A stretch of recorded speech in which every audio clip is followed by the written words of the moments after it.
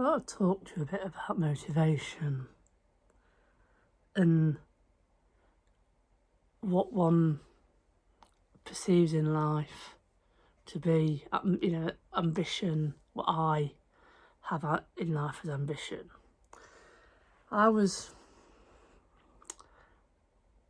a very shy child, and we are all products of our environment, and my kind of parents were really cool people, very nice, and they were very protective, and I'm very strange, not in a serial killer way, not in a predator kind of way. I'm very mellow in a lot of ways, and very don't want to be the centre of chats. And if I have a few drinks, I can talk for England and talk shit, but I kind of was a very shy child, and I learned at a very early age that there's cobwebs or something touching me in this house, that I didn't want to be very sociable. We weren't kind of allowed off the street as kids. We lived in a cul-de-sac in Mapley. And my mum was very protective, and so when all the other kids were out playing on other streets and stuff, we kind of had to stay in a bit. And I didn't know anything about paedophiles till later on in life when I heard about what they did. I was very lucky that I've not been touched by it. Very fortunate in life. But I think my mother's overprotection was partly due to that. But I could be talking shit, I don't know. Maybe she's very controlling. But anyway, so I discovered this want for playing like keyboards. I was obsessed with, like, really fascinated by piano and keyboards and things. And luckily my dad bought me a little Bontempi, little tiny keyboard as a child, and I started playing on it. And I remember, like, the Salt and Pepper album and the song Push It when I was a teenager, and I wanted to learn that. But play it with both hands as well, play the bottom notes as well as the top, and I learned kind of all these little melodies. I think I wrote a song called Pretty Roses, which was just using the black keys up and down, like the sharps and the flats. And when I was at junior school, we had an opportunity to learn the recorder. Now, I've got a crap mouth. I had to have oral surgery when I was 19 to correct an underbite. I had metal in my face and lots of reconstruction done. I got bullied at school because I had a big chin, and fuck you, bullies. Thanks for fucking my head up quite a lot at the time.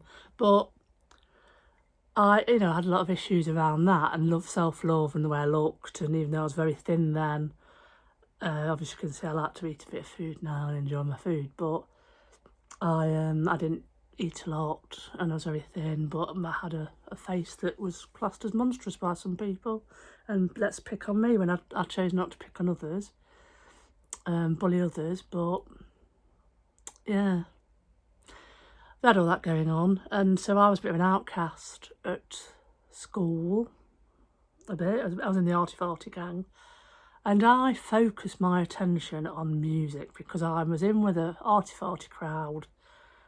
We had a right good time, and art and music and a bit of drama. I don't know why I bothered studying drama at one point. Got an A-level in drama because I can't act and I can't memorise anything. So that was I think I got a good grade in GCSE drama and thought, oh, I'll do A-level. I've also got regrets about not pursuing my A-level English, because I enjoy English. From being a crap reader, really crap and really shy, where you had to stand at the front of the class and read to your teacher. One of them that's actually in prison now for doing things to little girls, but luckily I had nothing done to me. My mum helped out at the school at the time and kept a very big eye on me. Talk about swerving one, but that's all in the papers. But anyway, so I focused on music, and they had this opportunity at junior school to go and learn recorder on lunchtime, and because I was so shy, I didn't know where the classroom was, and I didn't ask. So my first opportunity to learn to read sheet music passed me by. And I think I once my sister tried, because she could read it a bit, showed me one night, and I thought, oh, I'll go and play in the, like, the church, not the church, like the whole bit. And these notes, I was like, I can't read them. Gave up. So they gave me the cymbal, just one single cymbal to ding every so often. They put me in the choir. I couldn't really growl or sing or anything then. And I started on a bit of a percussion journey, because my mum and dad had bought me a little baby tiny drum kit when I was a kid. There's photos and stuff somewhere. And I love drums. And then I read this comic annual that showed this man jumping up and down on a trampoline in the jungle, and I thought that my bass drum was a trampoline and jumped through it and broke it. So that was the end of that drum kit. But I started asking every birthday and Christmas for, like, I think I got a second-hand acoustic guitar in Norfolk at a shop. My dad bought me, so I learnt that, and they're like classical acoustic student guitars are terrible to learn on. Why they give them children, I don't know, when you've got little fingers, but luckily I've got big hands. And so I just started practising. So I think, well, I've had my freedom quite restricted as a teenager child, so I just stayed in my bedroom and learnt musical instruments. Self-taught, still don't read sheet music, so I had to learn a bit of drum music when I did my GCSE music exam. But I joined a jazz band at school, and that was a lot of improvisation. And I began my journey on musical improvisation in blues bands out of school. I got paid to do while I was at school, out for the Lace Market Theatre, we did some musical. So I kind of, just started dibbing and dabbing out of performing outside, of in bands and jamming on jam nights and learning things. And I've been in a few bands like the Islands, which I had a good, maybe 10 years of, in and out of, and I chose to leave them to pursue other things. I'm a bit of I like to get bored, and sometimes it's good to try and do something different. My main instrument is drums. I'm not trained on them, but that's the main thing that I've kind of stuck through my life. I dib and dab out of acoustic guitar and keyboards, but my most competency is drums and possibly guitar. But if you put me in a music theory test, I'll fail. I make things up, and that is what I do. They come through, I don't think about it. Yes, I know basic chord structures. I could probably recite scales of notes and things like that, but otherwise I know fuck all. So, but music brings me the best joy and great satisfaction, and I'm driven by it. I can't escape it. It's a compulsion, it's an obsession, it's an addiction. So I love it, and it makes everything that goes shit in life better for me. And it keeps me occupied, it keeps me calm, it gives me like a reason and purpose for being on the planet. I struggled a lot with mental health because of my face and not belonging, and I've never belonged. But now I'm quite happy not belonging and being part of the clique and things. And for whatever people say and have said about me and done to me, and things that I've done to others, and we all do stupid things and make mistakes in life and do things because we're angry or whatever, then it's just part. But what the journey for me is to better myself as a person, and I'm far from perfect. Angela will tell you this. I've got in from work today and had a bitch fit because it's the first time I've got on the bus in 2 years, and I had to piss about with buses, and it's taken me an hour and a half to get home, and I'm like, right, that's my day gone now. Work, get up at 6 o'clock in the morning, get on the bus, shit, shave, shower, get on the bus, 7.5 hour day, then another hour and a half, depending on the traffic in Nottingham City Centre, to get home, and then dinner, and then be knackered and pissed off about everything. So, and this is why I can go up in the evenings into my music room or meditation and do art music and feel like I've actually accomplished something. Yes, my day job pays the bills, my music and art contribute to investment in more music and art, musical instruments and things. So I've got some more work to do with artwork, but I'm not an academic person, even though I've done qualifications, and yes, every time I do one it does my head in. I have a bitch fit because I can't remember things. Maybe it's all the weed I smoked, but I am probably, if I labelled myself, I'd be a creative. So I like to make things and create things physically. I don't want to study things as much. I don't mind going into the odd documentary learning about about cults and, you know, interest in UFOs and things like that. I do find werewolves and find stuff like that quite intriguing and interesting. And, you know, when we go to the shows and with interesting people that have got really cool stuff to say and life improvement and spirituality and things like that. But it's, my fascination is music. It always will be. I can't escape it. I will have a burst of creativity and then I will recharge for a month and then it'll just come out again. I can't help it. It's what it does. So I'm not an egotistical twat about it like some people. Oh, look at me, I'm amazing. No, it's not like that. I do love performing on the drums and losing my shit, doing a massive drum filling and jamming with the band. I'm in my exy. You'll notice if you ever think my eyes are closed most of the time because I'm just feeling that groove. I'm not looking at, I maybe I should connect more with the audience, but I connect more with the musicians I'm working with. I'm like, oh. But, so that's where we kind of, you know, my bliss is the music and whatever gifts, and I'm so grateful that I've got them. You know, I'll leave this earth when I do leave this earth, with a body of work that's been heard worldwide, and hopefully, you know, it's been repeatedly heard, so people must be enjoying it and using it. And it's nice. I get like a little bit of royalty every month, and the taxman gets a little bit of that. But it's just a passion. You know, if I was money orientated, I'd have possibly joined a covers band and done shit covers, you know. No, it's not, covers aren't for me. It's already been done. I know people like familiarity and they're like, oh, let's go and see a covers band. Not for me, I'm afraid. I'll just listen to the actual original version. I mean, yes, people do nice versions of things, but it's just not for me. I'm into creating something new all the time, which is great with the band Stinking Meter because we just jam all the time and something comes out. If you look on our Stinking Meter YouTube, if you're in a stalkers, you'll see loads of songs that just pop out of nowhere, and that is our journey, and it's documented. And then we'll pick out the ones that we think, oh, that's quite cool. We'll work on that element and we'll bring it into our live set. And as we go into studio, we're planning later on this year, it will, you know, manifest into some more recordings, professional recordings with a sound engineer. Because the first album was done on a like handheld recorder because we were going through all the COVID-induced lockdowns and having to dodge in and out studios when we were allowed to and record. And yeah, we just did what we could really with what we got. So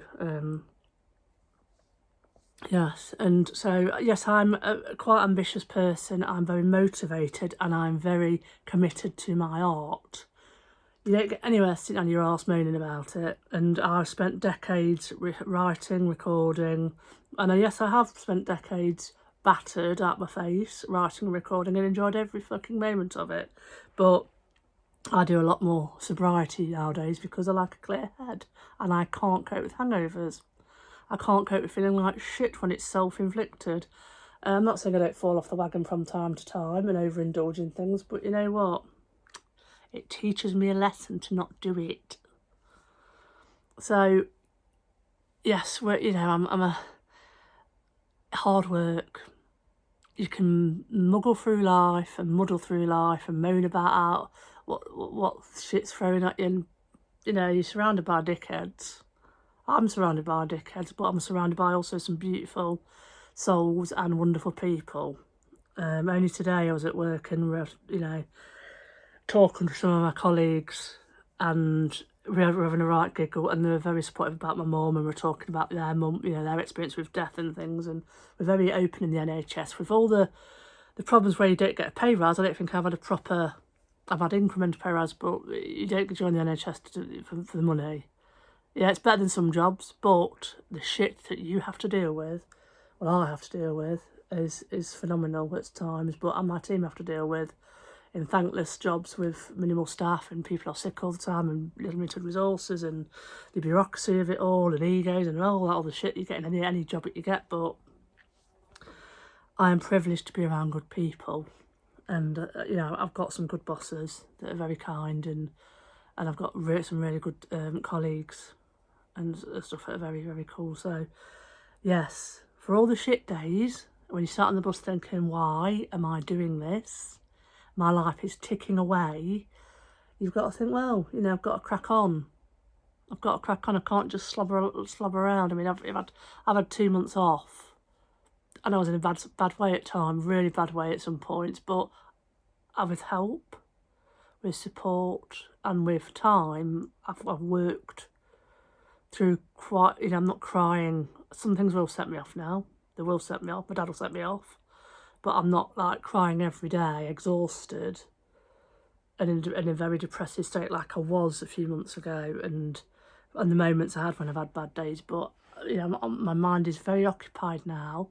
I've had some really inspirational things happen in the last few weeks, and I'm cracking on taking action with them and looking for opportunities. And me and Ange have got some big things coming up, which will we've got some fantastic excitement going off in 2023 as well, which those of you who know us closely will be told in due course. We may make a Clange announcement, but yes, we've got something good going off to look forward to then, which I suppose is a good reason why we have postponed our Bali trip and adventure till next year as well. But yeah, I work hard. I don't just, I have the odd night where I can just slob in front of YouTube and watch some of my favourite vlogging videos of the travelling people that go around on these amazing adventures and go, oh, I want to do that. But a lot of the time it's music, working on music, you know, rehearsing music, and then you just grab the normality and the washing up and the doing the washing and shit in between. And, you know, me and Ange have a really good life. We don't have a lot of money, and we don't need a lot of money because we just go out on adventures. And it's not all about money, because money don't make you happy, I can assure you. So, you know, you make the most of your life and in this body and enjoy yourself and doing good. And I'm not preaching, but you know, if you're nice to people, it feels good. And you're nice to animals, it's lovely. You know, we've got two rescue cats, and I love them to bits, and never mind what day I'm having. And when I'm trying to record, Rambo comes in and jumps on me and meows and headbutts me and dribbles all over me and flicks his phlegm in my mouth. So, yeah, you know, for me to be a reasonably competent musician, I have had to practice for decades. And yes, I could practice more and become better, but I'm like a composer musician. I let things come through me, so I make things with melodies of the 12 notes that we have on the musical scale. And I think when I've been battered, I may have heard other notes that don't exist, but yeah, there's all that shit. But I never profess to be perfect, but my joy is my music ultimately. And I'm very glad that, you know, I managed to climb a few ranks in the NHS to do a bit of good. But on the flip side, you know, the stress that's caused me is sometimes just, why, not worth it. So there's opportunities and things that are going to go and change, I think. But that's all I want to say today. And just, have a think about that. Okay, see you later.